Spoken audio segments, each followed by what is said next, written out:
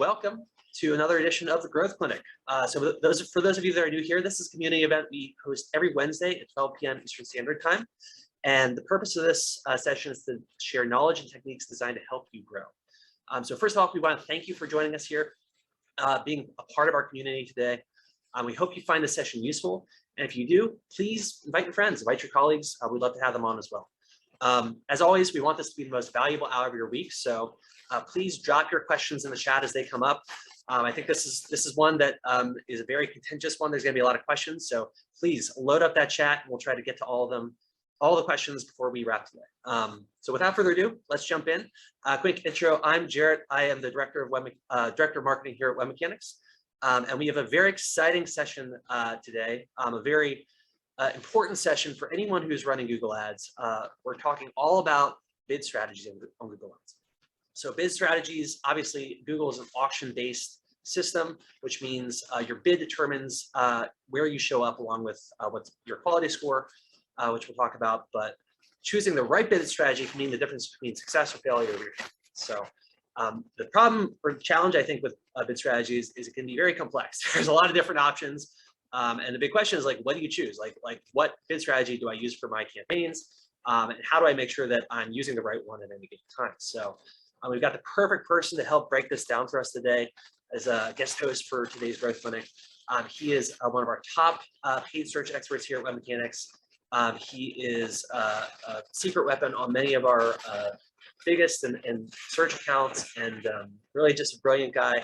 I'm really excited to have him back on. Will Gray, welcome back to the Growth Clinic. Thanks, Jarrett. Glad to be back. My name is Will Gray. I'm a senior digital marketing strategist here at WebMechanix, and I primarily focus on paid search on a lot of our kind of high spending accounts. So glad to be here to talk about bid strategies. Awesome. Welcome. Well, first off, let's start off at a high level. So for the uninitiated, I guess briefly, what are bid strategies exactly in Google Ads, and why are they important for us to be thinking about? Yeah, so kind of what you mentioned before, bid strategies are the way that you're telling Google to set your bids. And they're really going to help you point your campaigns in the right direction towards achieving your business goals or objectives. There's typically two types of bid strategies. You have your automated bid strategies and then your manual bid strategies. And the big differences there are manual bid strategies, you're going to be going in and setting those bids manually. So at the keyword level, you're going to be telling Google, I'm willing to spend $5 per click on this keyword. Whereas an automated bid strategy, you're giving up that control of setting your own bids and giving that power over to Google. And there's tons of different automated bid strategies that you can choose from. And the real point of an automated bid strategy is that you're telling Google, this is my business objective, these are the conversions I'm tracking, and these are the results that I want from this automated bid strategy. Awesome, that makes sense. Guys, drop in chat. I'm just curious, are you currently using a manual bid strategy, an automated bid strategy, or a mix of both in your campaigns? I'm interested to see what we're using. Mix, okay, very cool. Manual, Alicia's using manual, Becca's doing auto. Okay, cool. So it sounds like we got a mix and folks are using both. That's awesome.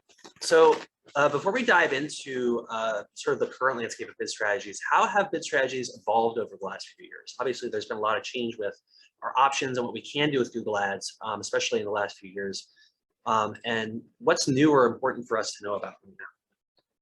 Yeah, so the biggest change has just been the push to automation. When I first started in paid search, we were only using manual bids, so setting those bids at the keyword level. And the biggest change has just been the push towards automation and really relying on Google's algorithms to kind of achieve those business objectives. So the switch to automation kind of allows us to focus or transition that focus from setting the bids to more high level stuff, such as like ad copy, conversion rates, landing page copy, and things like that. So it's really just frees up time for the advertisers to focus on other things that are going to drive results for our clients. Gotcha. That makes a lot of sense. And from your experience, Will, like, what have been some of the biggest changes in how these bid strategy shifts have impacted how you approach campaigns, or like, how do you think about campaigns differently than you did a few years ago? Yeah, sure. It changes the metrics that we're going to focus on when gauging success a lot. Let's say like you're using manual CPC and then you switch over the max conversions, your average cost per click might see a spike, but your primary metric that you're going to want to focus on is probably going to be your CPL and conversion rate. Because if your cost per conversion goes down and your conversion rate goes up, even with that average cost per click, going up, that's a net win, right? Because you're driving more conversions at a more efficient rate. So it kind of just changes the metrics you're going to focus on. The other thing there too is like, yes, if your average cost per click goes up, there's another thing that's affecting that, which is your quality score.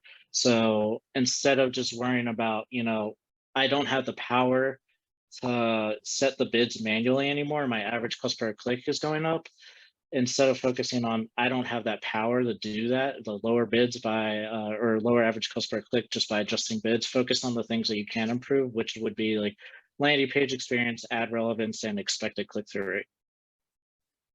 Gotcha. And in terms of, so you actually answered my next question was like, should I be worried that I can't, like, I'm giving up manual control, right?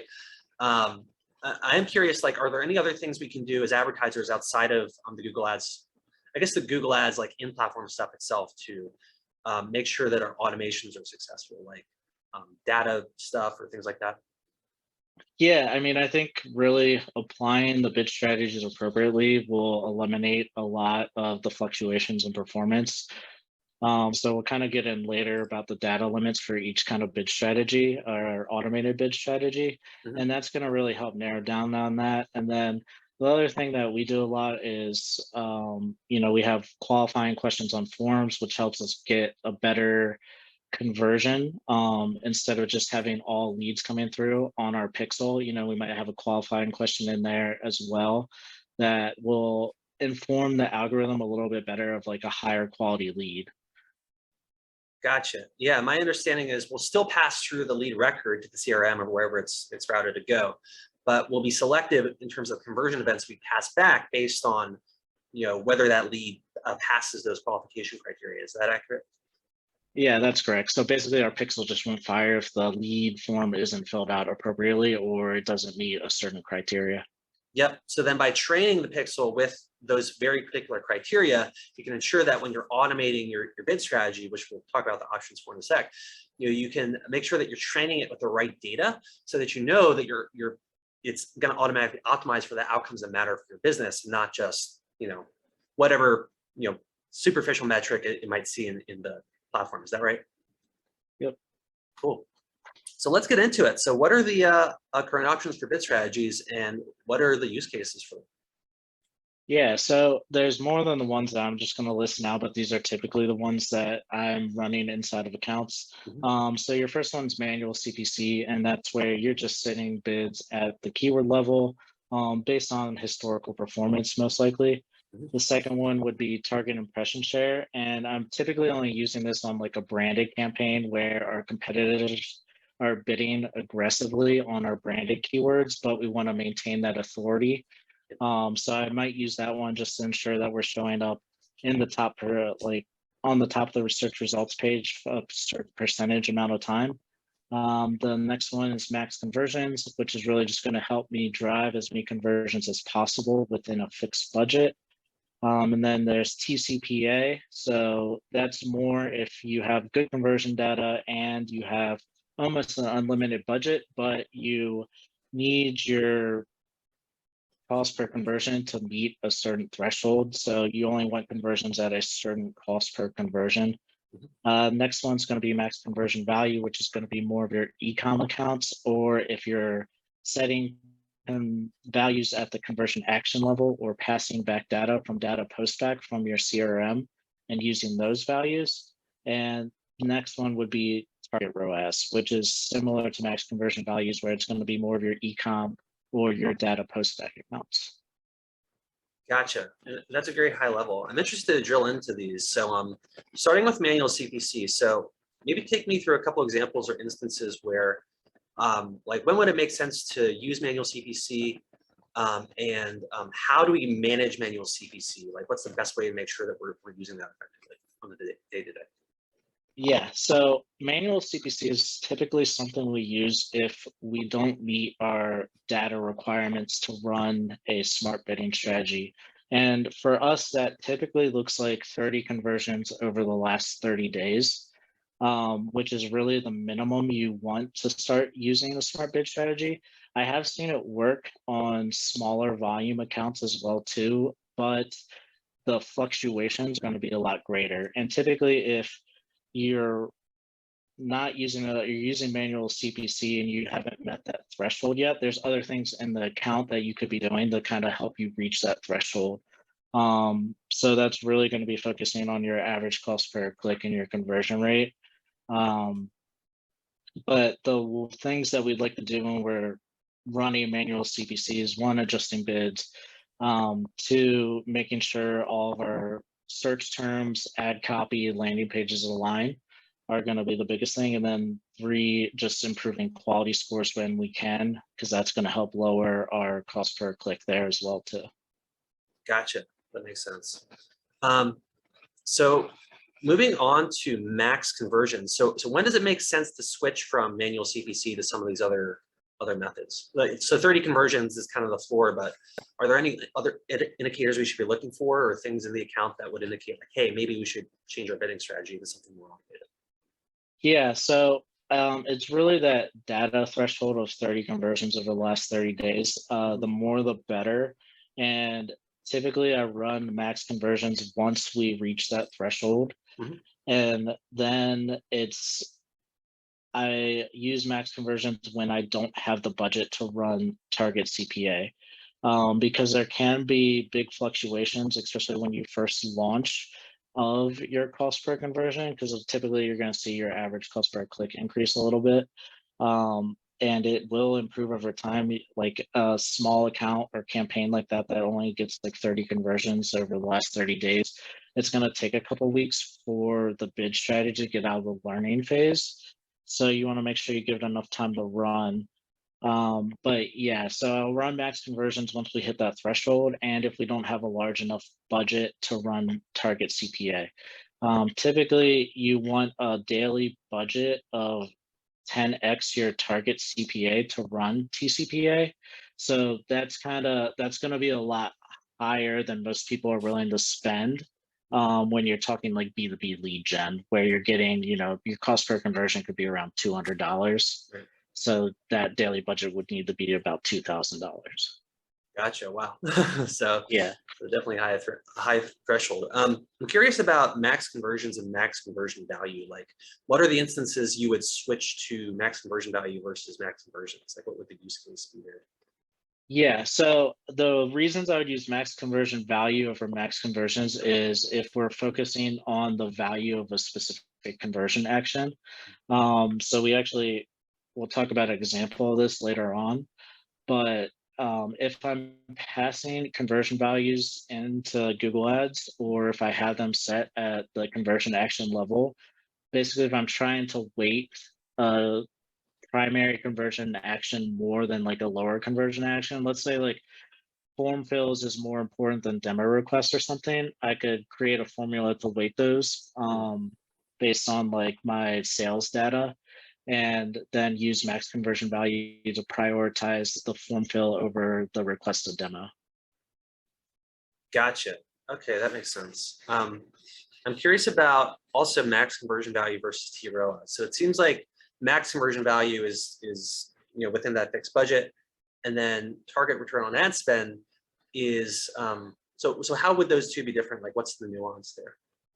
Yeah, so target return on ad spend is going to work similarly to TCPA, Okay. but instead of focusing on the cost per an acquisition or how much you're willing to pay per conversion, you're going to be focusing on a percentage return on ad spend. So let's say like 300 to 400%. So based off the values that you provided to Google, you want a 300, 400% return on your ad spend. And I kind of look at it as the same data limitations that TCPA data and budget has as TROAS has as well too. Gotcha. So it's basically a threshold further down funnel and the dollars coming back in versus TCPA, which is threshold and the dollars coming out. Yep. Okay. Cool, that makes sense. So let's go through some use cases. So I'm curious, like, how would this play out in the real world? Like, what are some examples where we've used certain bid strategies to achieve certain objectives? Yeah, sure.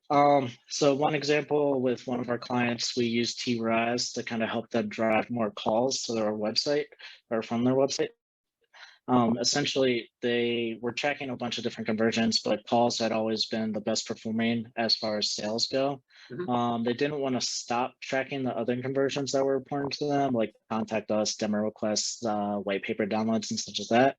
So we used kind of funnel math is what we called it, and backed out the appropriate conversion values for each action based on the sales data. And we added those into the conversion actions as values inside of Google. And then after doing that, we switch over to T-ROAS.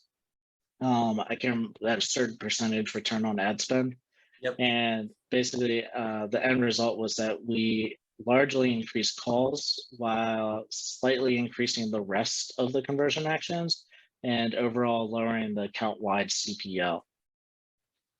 Gotcha. So it sounds like we were still able to keep those other secondary conversions moving up, but really cranked up that primary conversion just by weighting them with the bid strategy. Yeah, we basically using the weights allowed us to tell Google's algorithms which conversion action was the most important to us, because that one had the highest value.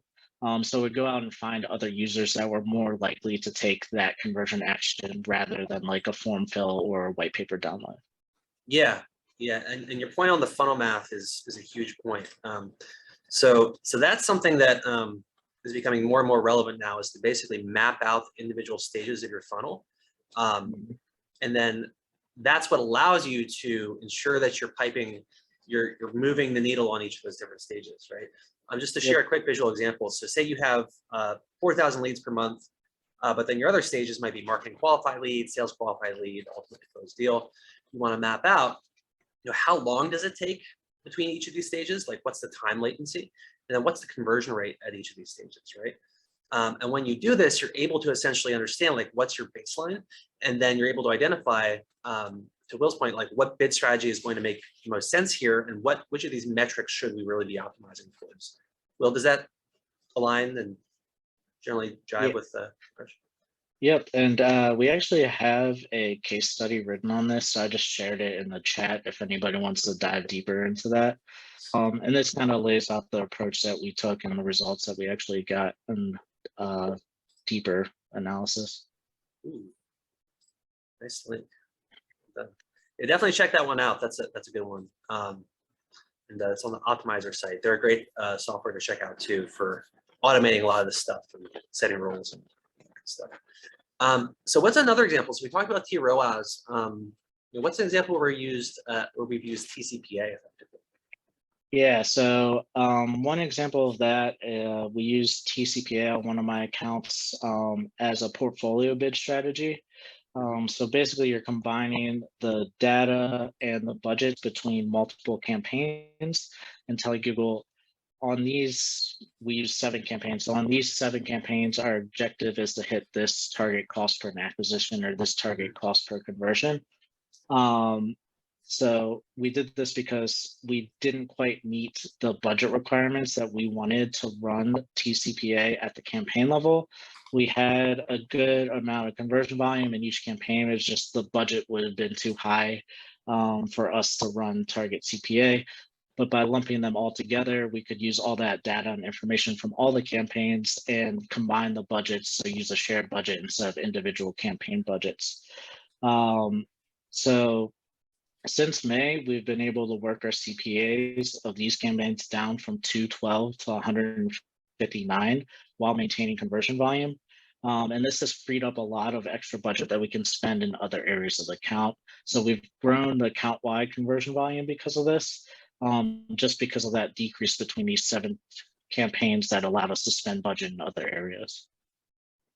Interesting. And that raises an interesting nuance of portfolio bid strategies, right? So there's a bid strategy, the different types of strategies you can use at the campaign level, but if correct me if I'm wrong, but the portfolio bid strategy is essentially you can use the same bid strategy across multiple campaigns and sort of take advantage of the multiple different conversions that you're driving across them. Is that kind of the use case, or are there other Yeah, that reasons? is the use case, but there's some nuance that goes into it.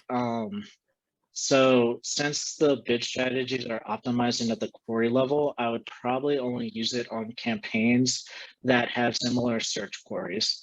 So I use portfolio bid strategies in 2 of my accounts right now, and they both run really well, but all the campaigns have similar query level information. So if your campaigns are vastly different as far as the queries go, then I probably wouldn't use them. Another thing that I've tried and it hasn't worked out so well, even is using portfolio bid strategies across large geos. So even though the queries were aligned, I think the geos were so dramatically different that other signals, but cultural differences and such, just it didn't work out. So that would be something else that I would be cautious of, is the geos, and then also the queries not aligning.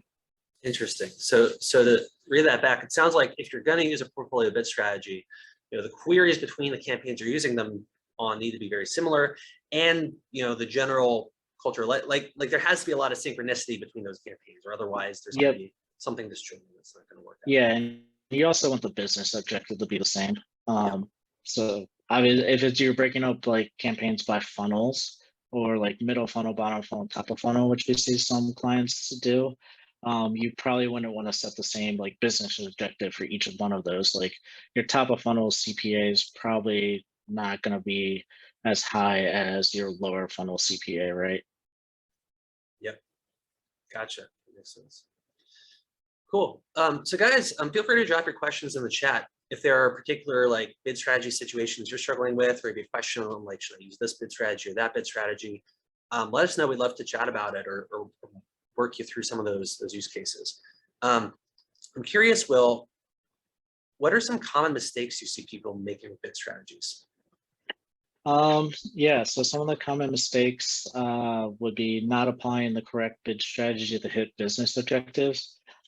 So with like that funnel math that you showed out, it's pretty easy to back out and see like, I need my CPA to be this in order to hit my cost per SQL or cost per MQL number, or even like volume numbers. Like I need to hit this CPA and get this amount of clicks to have this conversion rate in order to hit those numbers. So yeah, just not setting them correctly to actually hit your business objectives. And then 2, not considering data and budget limitations, which is kind of just what we talked through earlier. Typically for max conversions, you want to have 30 over the last 30 days. For TCPA or TROAS, it's probably going to be up towards around 60. And you can run it on smaller and it might work really well for a short period of time, but it's going to have big swings in performance. And then it's also seen where if you're not getting enough conversion volume, eventually your spend is probably going to be throttled. Because what TCPA and target ROAS is really trying to meet that goal over a 30-day window. So if you go a couple days without getting conversion, it might start throttling spend, because that next click is really going to be important for them to reach that 30-day goal, right? So that's the other thing, is just not having enough budget or enough data for it to really optimize around. The third thing is just setting target goals that are too aggressive. So in the second example where you use TCPA, we actually set the target goal probably like 10% higher than what we wanted, just to give Google kind of the freedom to spend a little bit more at a higher cost per an acquisition than we were already getting. And then we lowered it and worked it down over time to maintain that conversion volume. So giving it enough time to learn, enough room to breathe, and then slowly working it down over time. Yes, it's a little frustrating because it's going to take time for you to achieve those results, but they can really pay off over the long run. And then lastly, not running the tests long enough. So the first 2 weeks in most of these bid strategies is going to be in what they call a learning period, where the algorithm's really just getting adjusted and trying to figure out like what the right signals are as far as your conversions go. And so I wouldn't even use the first 2 weeks when you're running one of these tests to compare to like the previous period, or if you're running an experiment. I would look at the 4 weeks following the first 2 weeks and then compare to the 4 weeks prior to when you started the test. Gotcha. Gotcha. That makes sense. Jim has a question. Is Performance Max related to ROAS? Yeah, so Performance Max is a new campaign type that Google launched maybe about a year ago. The big difference here is that it's a more automated campaign type that advertises on all channels. So it's going to show on search, display, YouTube, and Gmail and Discovery.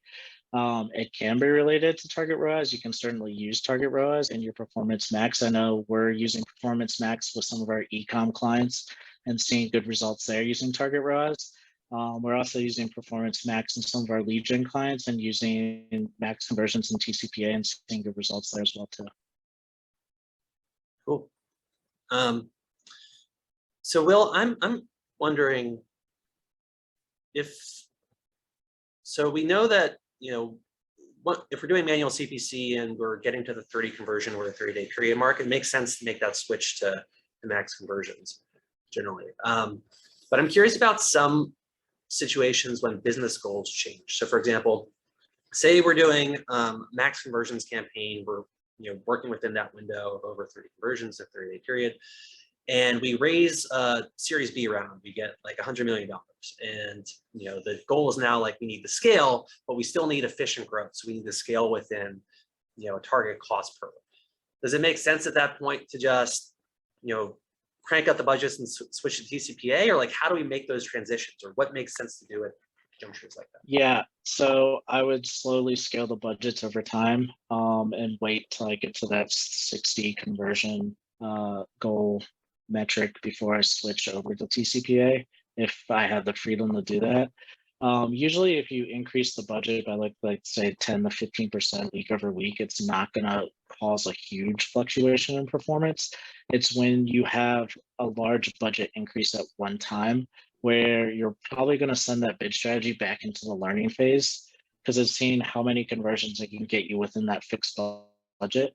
So if you increase it slowly over time, and that's kind of the same thing we did with the one example as far as TCPA, we lowered the TCPA 10 to 15% over a 14-day period when it actually hit the goal. So yeah, I think we've done this on other accounts too, where they had aggressive growth goals, and we just scaled the budget slowly, and results were more efficient or stayed the same. So I think if you scale it slowly and there's enough keyword volume, that's going to be the other thing too. If you're already maxing out like your keyword volume, or there's not much room to growth or much room for growth, then you're going to be more limited to like what you can do. Because max conversions is really going to help weed out wasted spend, right? Mm-hmm. Since you're using that conversion data to better target users that are more likely to convert. So if you're already approaching an area where you're maxing out conversion volume, you're just going to be showing to more users that are likely not going to convert. So it's really going to be those two things: is looking at, is there room for growth, and can I scale my budget slowly over time? Gotcha. Makes sense. Yeah, a lot of, so Jared, sorry to cut you off. No, you're good. You're good. What a good metric to look at when assessing volume is your search loss impression share due to ad rank. So a lot of times when you switch over from like a manual CPC to max or max conversions bid strategy, you'll see that metric increase because you're bidding less in auctions that Google deems that this person's less likely to convert. So in a lot of my accounts, it'll be like 60 to 40%. And it's not that important unless we're like looking to grow in that campaign, because most likely those are auctions that weren't that relevant to us anyways. So that's one where you can kind of look at, if you're looking to grow, that's one metric that you can look at and kind of gauge like how much search volume there actually is. Gotcha. That's interesting. What about the opposite scenario? So say like, I mean, I hate to say it, but in this economic climate, I imagine a lot of this is happening where we need to cut our budgets by half, right? So whatever we were spending on Google Ads, we need to slash that, right? How does that change our bidding strategy, if at all? Like what should we consider when we're paring budgets back? And is there a way we can do it without totally blowing up our account? Yeah, that one's gonna be a little bit tougher, like, especially if you're using like TROAS or TCPA. You're just gonna see if you still meet those budget requirements, and then if not, then you probably want to switch to max conversions or max conversion value. And then from there, it's just going to be if you can maintain the conversion volume that you need to be. You can also always scale them back and let's see how performance is. That's going to be, because like it's always going to fluctuate. So you can scale back, see how performance is, and then make the change to manual CPC. If the budgets did decrease that much and we're using TCPA and TROAS, I'd probably make the switch right away to max conversions or max conversion value, and then wait and see how performance is before I move it from max conversions or max conversion value to manual CPC. Gotcha. So ideally, again, slow and steady wins the race. If we could pare it down slowly, that's ideal. Otherwise, we maybe switch to a manual approach. And yeah, making dramatic changes, a bulk of dramatic changes in a short period of time usually isn't the best for these automated bid strategies. You're throwing a lot of new things that Google's trying to figure out how to do at one time. So it's usually when you're running these, it's kind of best to approach them in a slow pace. Gotcha. Makes sense. So if you were handed an account just off the street from scratch, how would you go about auditing it to make sure that it's using the right bid strategies? Yeah, so it's really going to come down to looking at what we've already talked about as far as the data limitations for each strategy and then the budget limitations. And then from there, looking at the client's business objectives. Gotcha. And okay, yeah, that all makes sense. Yeah, I'm curious is there anything that marketers should know about bid strategies that we haven't covered so far today? Like, are there any sort of tactics or nuances that would be useful for folks to know about? Yeah, I mean, I think we talked about this a little bit before the call, is just when you're switching from manual CPC to automated bid strategy, that kind of shifts the focus of what you're focusing on within the account. Looking at your overall conversion volume, and then your CPL becomes more important, where other metrics like tend to decrease in importance, especially like average cost per click. It's not that I don't care about that metric anymore, but as long as my conversion volume is good or increasing without increasing budget, I don't really care that we're paying a little extra per cost per click if we're getting more conversions, right? Yep. And then just the approach to, I guess, optimizing account is slightly different. It just frees up a lot of time instead of manually setting the bids, checking on those bids on like, let's say a weekly or bi-weekly basis and seeing how each keyword performance is. It becomes more important to, focus on things like your ads and your landing page, like how many clicks is ad generating, what's my, conversions by impressions for this ad versus another ad, testing different assets, different landing page or CRO tests that we may be running. So. Gotcha. So really important to focus on what you can control. I think also this speaks to the fact that, we've known for forever that not all conversions are created equal, right? But now we have, now that Google's automation and AI is caught up, we now have the ability to treat those conversions differently. And to your point, it's like, we don't really care about the CPC is a bit higher anymore. We might not even care if like the initial cost per lead is higher, right? But if we can get an efficiency in those down funnel metrics, like qualified lead, right? Whatever that looks like, or whatever that, looks like in our universe, right? Then that's what really matters ultimately, right? And it seems like we can leverage these automated bid strategies to get closer to that ideal where we're optimizing for, that outcome that we want versus just, the click or, the Yeah, superficial things we and could optimize for 10 years I ago. think it just comes to like the end goal for most clients is not just getting more conversions, but ultimately getting more sales. So if we can ultimately, optimize towards a lower point in the conversion, such as MQL and SQL, that is going to improve our quality of lead and improve the sales number.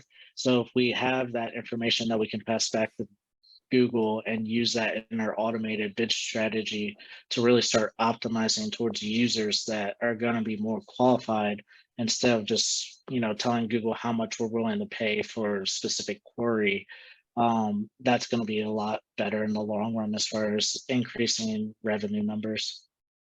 Yep. And the same rules as far as the attribution window apply, right? Like 30 conversions in 30 days. Yep, that makes sense. And one of the challenges, if you have a longer sales cycle that folks often run into is, you might not have, like if you're trying to optimize for closed won deals, you might not have 30 of those in a 30-day window, right? If your sales cycle is 6 months, you're definitely not going to get that feedback loop to be able to track those conversions back, right? So there are tools out there you can now use that we've been evaluating. We actually did a webinar with these guys, Tomi.ai. They are a tool that you can use to essentially like optimize for down funnel conversions if your sales cycle is longer than say 30 days. So if you have a enterprise SaaS product, or if you're in real estate or some sort of longer term financial services product that takes months to close, tools like that can allow you to kind of speed up the algorithm training using predictive modeling. So there are some new solutions and technologies coming on the market that will allow you to now optimize for a lot of these longer sales cycles by training Google's algorithm faster, basically, to allow it to catch up to speed. I am curious. So first of all, thank you, Will. I think we've covered a lot today. I realize, bid strategies, there's a lot of detail to this topic. So thank you for breaking it down for us. I'm curious if there's one thing I as a marketer should do in my Google Ads account right now with my Google Ads bid strategies. Like, what would that be? Like, what's one action step I could take starting today? Yeah, so I mean, I would take, kind of the data limitations we laid out and budget limitations and see if the bid strategies that you're running currently meet those. And if they don't, I would just assess the performance of how it's been since you started running that and see if it's still worth running. Because if it's still performing well, just keep it going. But obviously, if it's not performing well, then maybe switch back to manual CPC, and then you're going to have to do more of those manual tasks until you hit that conversion threshold. Gotcha. Yep. So we have our action item. Poke into our Google Ads account after this and take a look what we got going on. So what questions do we have, guys? WebMechanix team, don't be shy. I know you guys have some questions. Feel free to pop them in the chat. Will, again, thank you. I think this has been fantastic. I certainly learned a lot about the different use cases and how we can leverage bid strategies. Any questions or any particular challenges you guys are facing with your bid strategies right now? Any pickles you'd like to solve or untangle?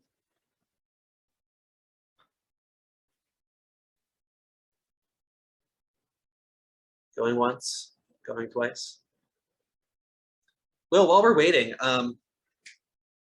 what's one thing you're excited about for Google Ads? I know we had that session a few weeks ago, but are there any things on the horizon for Google Ads coming up that folks should know about?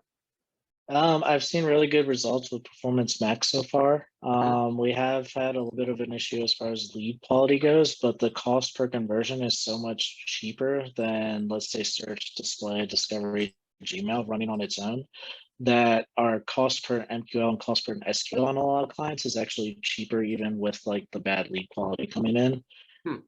So we're working on ways of kind of like filtering out some of that poor lead quality.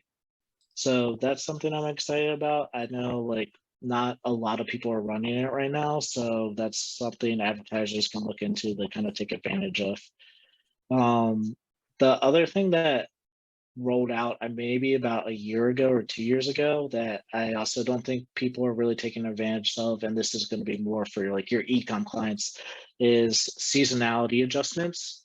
So this is really important with, like Black Friday and those kind of sales coming up here pretty soon, is that you can actually, if you're using smart bid strategies, you can tell Google that you basically, we expect an influx of sales by a certain percentage during this time period. So it's going to adjust your bids accordingly based on the influx that you're predicting that you're going to have during that specific time period. That's huge, man. All those Black Friday advertisers are like singing Google's praises right now. Yeah. So take advantage of that. There's another thing, data exclusions. If you have a break in, let's say, tracking for a short period of time. I know one of our clients, Salesforce, has been down for a little while, so it's no longer passing some of the data we need to optimize around back into Google Ads. So we set up a data exclusion during that short time period just to say, hey, let's not use this data to optimize around. So that's something that will help your, smart bid strategies running the way they should be during that time period. Interesting. Very cool. Yeah. And it just shows that Google is moving more and more towards that sort of full funnel, sort of integrated approach, like take that data back, right? It's building more functionality around that. Yep. And then I am excited once we start getting more accounts that are doing data post back, so we can start optimizing towards like MQ on SQL level leads. Yep. And I know now you can also adjust conversions after they happen, right? So if something changed or if something DQ'd out, you can go back and tweak it. Yep. Awesome, guys. Well, I don't think we have any more questions. So 2 things before we wrap. Well, first off, Will, thank you once again. This was fantastic. Really great session. If you guys want to see the recording of this, we post these on our YouTube channel 1 to 2 days after the session. So feel free to go to WebMechanix on YouTube. Just search it on YouTube and subscribe, and you'll get the next one in your inbox. A last thing, next week, we are talking all about third-party cookies. So what is a third-party cookie? You guys may have heard about this cookie apocalypse that's supposed to happen at some point. So we're going to talk all about that, if we should panic about the demise of third-party cookies, and what we should do to help prepare for it. So should be a fun one, should be a somewhat controversial one. So stay tuned for that next Wednesday at 12 p.m. Thank you guys for joining. We will see you on the next one. Take care.